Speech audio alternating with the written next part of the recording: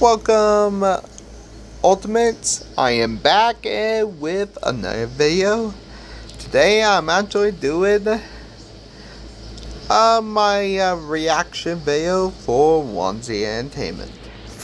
And this is Wansee Entertainment's own 7 horror stories of Wansee Entertainment. Wansee Entertainment have this and more in store.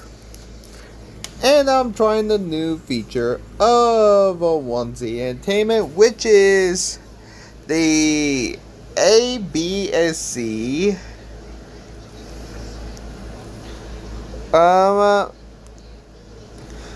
feature. Oh, and one more thing about, I got a new phone, so this phone is a little awesome. Let's get to it. And one more thing about this. One rule. I will be providing with video and clips, but I do not own this. This is not mine. Please. This is my commentary. Let's begin. Years old. The day was going all right. It was an average Saturday. I was just sitting on the couch in the living room, chatting with my friends online on my tablet. Besides me, only my parents were home because my older sister was hanging out with her friends. It was around 2:30 p.m. when someone knocked on the door. My mother went to check out who it was, and I looked over to the door, curious to see who it was as well. My mom looked through the peephole and she saw 2 men outside. One of them was wearing a blue shirt and the other wearing a black jacket. They were complete strangers. None of us knew either of the men, and we weren't used to receiving any visitors, canvassers, or anything like that. So since my mom didn't know them, she asked who they were, but neither of them answered that question. Instead, the man with the blue shirt said they needed to use the house. My mother obviously got creeped out by that response, like anyone would, and she asked what he meant by that. But the man just said that they needed to get in the house. But my mother responded that she was not letting them in and that they needed to leave. The man wearing the black suddenly banged on the door and tried to force it open. At that moment, my mom screamed and I jumped off of the couch. I was completely startled and I was panicking, but also frozen in shock. There were so many things going through my head, and that's when my mom turned to me and shouted for me to call the police. The man hadn't stopped banging on our door, and they started trying to kick it in. Thankfully, the hinges on our door managed to hold it in place. My father heard all the noise and came running from his room with his revolver in hand, yelling and asking, "What's going on?" But then the banging stopped, and we heard the men running away. My mother called the police, and they arrived in 15 minutes. We explained what happened, but they said they couldn't do much immediately. None of us knew where they ran to or if they had any vehicle. So the cops couldn't do anything immediately, but they said they would see if they could find anything useful in the few security cameras around the area and talk to potential witnesses. The rest of the day passed by and nothing strange happened, so we thought that everything was okay, and it really seemed to be until the next day. In the middle of the night on Sunday, I was in the living room playing some games on my laptop while voice chatting with a friend on Discord. We were on vacation, so we would play games all night, but then I heard some strange noises coming from outside. They sounded like footsteps. I told my friend I had to go check something and got up. Honestly, I both thought and hoped that it would be nothing. But just in case, I brought my baseball bat with me and went to check on the door. As I was walking up to the door, someone unlocked it from the outside and started opening the door as if they simply had the key. I was paralyzed for a moment, and a man who was about my height but definitely larger than me walked into the house. He was dressed completely in black and had a mask over his face. He seemed surprised that I was there, and he started reaching into his back pocket. It took less than a second for my heart to start pounding out of pure terror. My first instinct was to hit the man on the head with the baseball bat with all my strength, and I did it. It all happened in a second. I struck him in the temple with the bat, and he staggered to the wall. Then, with the adrenaline still rushing through my body, I raised the bat over my head and swung it down at him again, and hit the top of his head this time. And he fell to the ground and didn't get up anymore.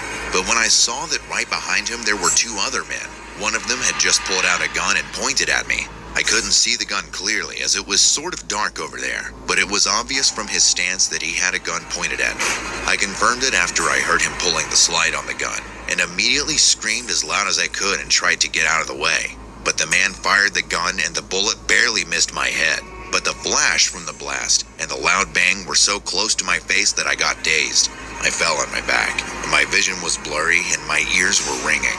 I was desperately screaming for help and crawling away as fast as I could. I could hear one of the men telling the other to shoot me again already. I thought I was going to die, but I managed to bring myself to my feet and run around the corner and out of their view. Everyone in the house had woken up to the gunshot and my screaming, and my father rushed in with his gun. As soon as he saw the men who broke in, he began shooting at them both. I think a bullet hit one of them because he screamed out before I heard more shots and they ran away. They got into a blue car and tried to speed away from our home. My father shot at them again. It didn't hit them, but the bullets hit their car. As soon as we turned on all the lights, we saw the man that I hit with the metal bat was twitching on the floor, and there was a puddle of blood under the wounds in his head. My mother comforted me and told my sister to call the police, but when she was about to, there were already multiple police cars coming. The friend who was talking to me on Discord heard everything and called the police, and many neighbors did the same due to the gunshots. Because the police arrived so soon, they managed to track down the men who ran away and arrest them both. The man I wounded got taken to the hospital, but I never got any news about what happened to him later. And frankly, I don't want to. Later, I found out that they were already wanted for breaking and entering homes, murdering residents, and then stealing everything of value. And those wretches probably plan to do the same at my house. I hope that justice is served now that these men are behind bars, and it still eats away at me sometimes when I think about it. Had I not been awake and gotten in their way, those men would have done horrible things to my family and me. I'm glad that we are all okay today, and I hope that we will never go through something like that ever again. Let's get a divorce. Why? I work for this family every day, and you're just... I don't have YouTube Premium.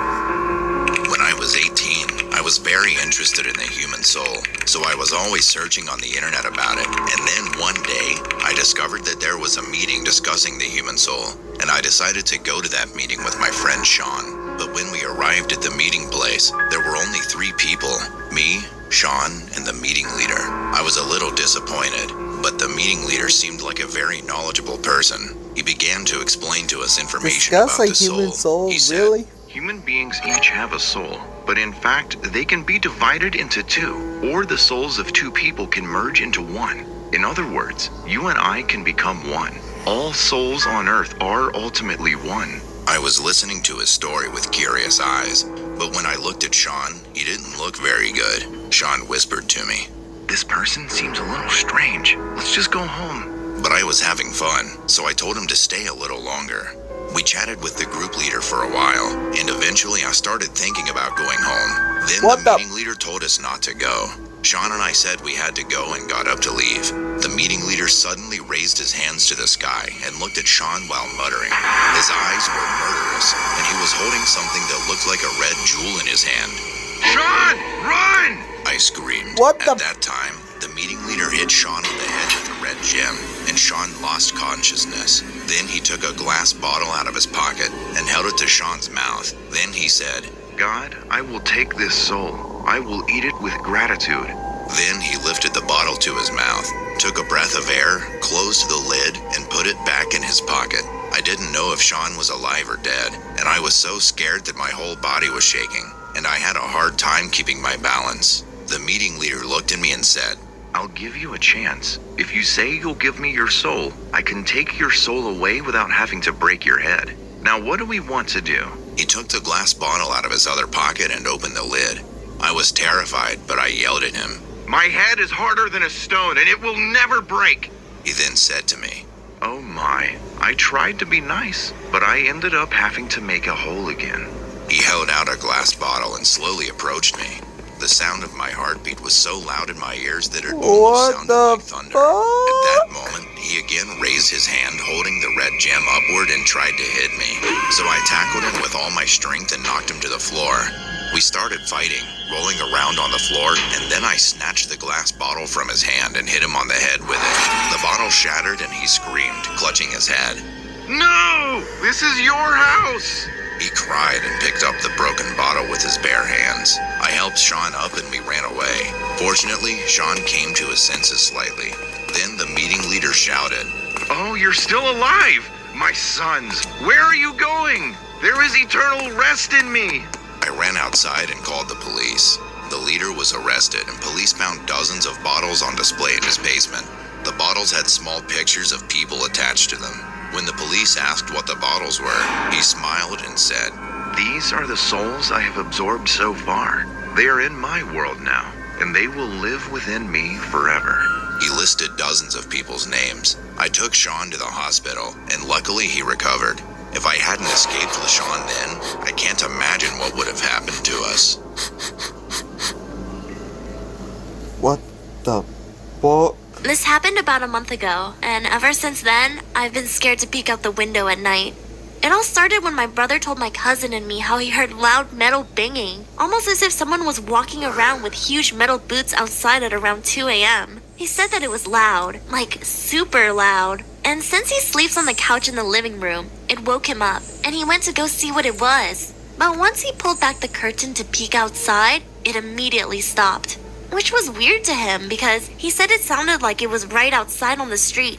At first, we didn't believe him and thought he was just lying, as he often makes up things to scare us. But about 3 weeks later, I suddenly woke up at 6 a.m. feeling thirsty, and right when I was about to get water, I heard it. It sounded exactly like my brother had described, loud metal banging, and it sounded like it was happening right outside the house on the street. Being curious and thirsty, I went to go get some water and decided to peek out the window to see what the noise was.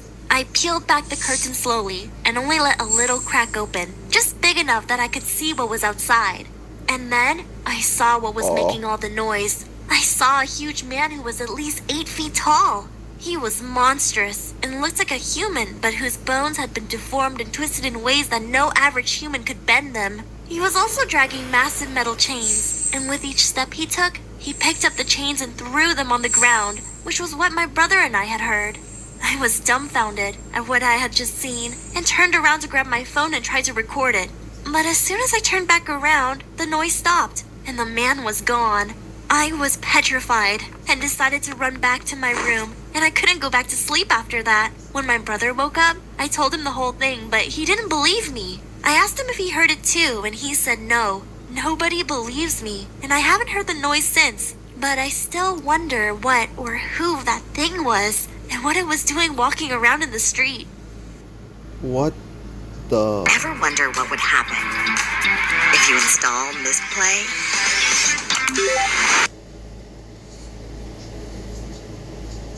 My name is Haley. This story is not about me, though. It's about my 67-year-old grandma. Her name is Shirley Hunkins. A few years ago, my grandma and her friends were all anxiously waiting to hear any updates about their friend, as the doctor told them that their friend was likely going to pass away that night due to her cancer. My grandma ended up falling asleep before any calls came, and later woke up to someone shaking her bed vigorously. She was surprised to see her friend with cancer right in front of her. My grandma says she looked beautiful and was wearing a pretty long dress. Her hair was long and flowing, and she didn't look sick anymore. Her friend said to my grandma, "I'm okay now. You don't need to worry." My grandma wanted to talk to her more, but she told my grandma that she had to go. She then went to touch my grandma's hand with a warm smile, and as she did, my grandma felt an electric shock. My grandma looked down at her hand, but when she looked back up, her friend had disappeared. A few minutes later, my grandma got a call and got up quickly to answer it. The call was from the doctor, telling her that her friend had sadly passed away. My name is Bailey. I'm 5'2" and have brown hair and brown eyes. This story happened when I was 13. It was a Saturday morning, and I asked my mother if I could have a sleepover with my best friend May. May had black hair with brown eyes and was also around 5'2". She hesitated, thinking about all the clowns that had been loose and roaming around the neighborhood. It took a while, but in the end, she said yes. I called May and let her know that she could come around 7 p.m. Later that evening, May came over, and we jumped on the couch and started watching Wansee entertainment. About 20 minutes later, my mom went to the grocery store with my little sister and brother, leaving us home alone. We started getting hungry and decided to order a pizza. Around 30 minutes after we ordered, the doorbell rang. While May went to get the money, I went ahead and opened the door.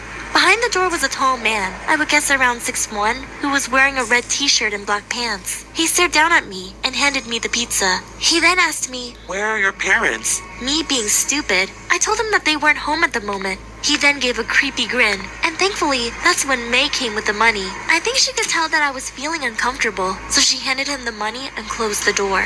We ate and then moved to my room after finishing the episode and hung out for about an hour before we decided to go to bed. Around 10 o'clock, I went downstairs to get some water. As I was drinking my water, I heard some shuffling coming from my pantry. I was confused as everyone else was sleeping, and I didn't have any pets that could have made that noise. I ran upstairs to get my mom when I saw something that I'll never forget. My mom was lying on the floor, unconscious. At this point, I was starting to panic. I went back to my bedroom and locked the door. I then woke up May and started filing her in on what was going on when we heard a knock on the door. The knocks turned into banging, to the point where whatever it was about to break down the door. We quietly jumped out the window and landed in the bushes. I then dialed 911 and told them someone was in my house. The cops came about 5 minutes later and started searching the house. Shortly after they came in, they came out with a clown. Paramedics also came out with my mom and rushed her to the hospital. Luckily, she wasn't dead, just unconscious. As the police were putting the clown in the car, he turned to look at us and then gave us a very creepy grin. The next morning, an officer came knocking at our door. The officer told us that there had been a clown posing as a pizza delivery man and going to people's houses. The disturbing part about this whole incident was when the police told us they found a pizza box under the bed with a sharp knife hidden in it. He was planning to kill us in our sleep. We were so glad to be safe, and my mom had also returned from the hospital. To this day, I still wonder what would have happened if I didn't go downstairs to get water that night.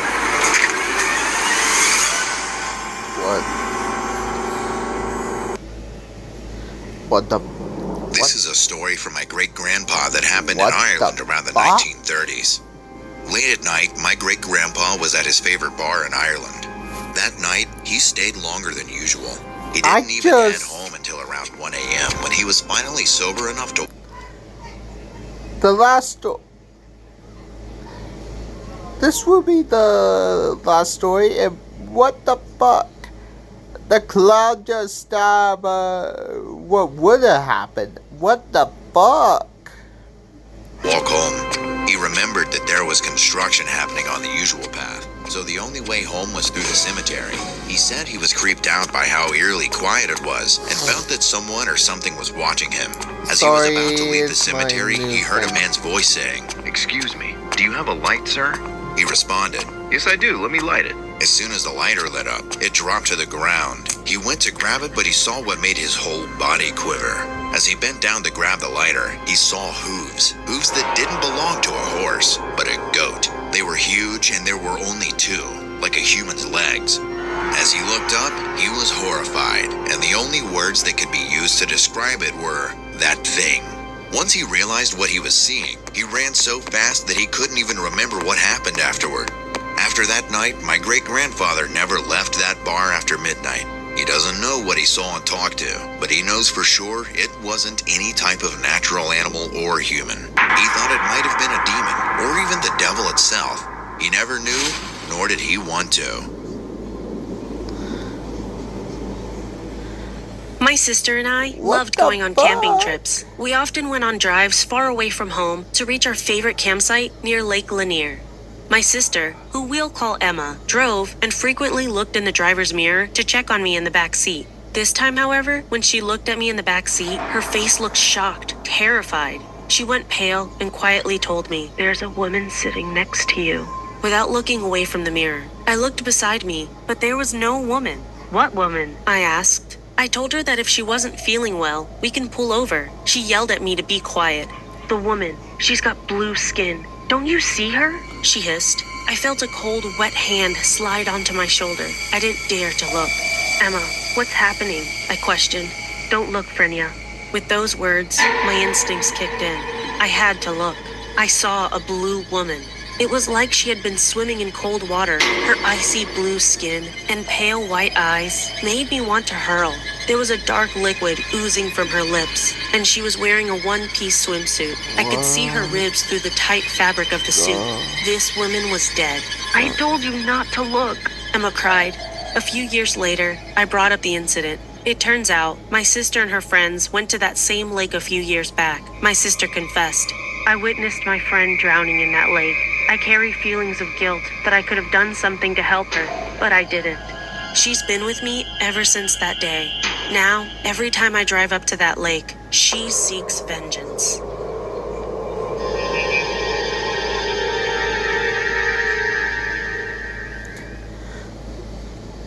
she a vengeful ghost. What will you expect? She seeks vengeance against you for killing her. That's it. That's it, guys. Thank you for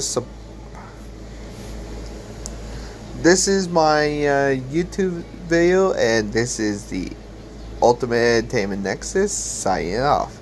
I am William Pry. Have a good day, guys.